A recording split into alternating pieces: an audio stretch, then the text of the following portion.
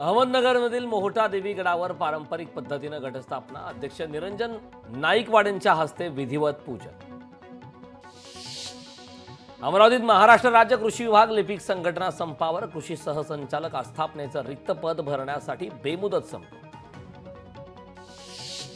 जळगावात सोन्याच्या भावात 1000 रुपयांची वाढ, तर सोन्याच्या पाठोपाठ चांदीच्या भावात ही वाढ, चांदीचे भाव 92,000।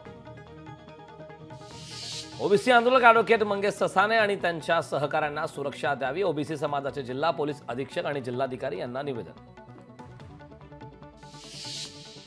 माजी क्रिकेटपटू मोहम्मद अझरुद्दीन यांना ईडीचं समन्स, लवकरच ईडी कारवाईची शक्यता, मनी लॉन्ड्रिंगचा अझरुद्दीनवर आरोप।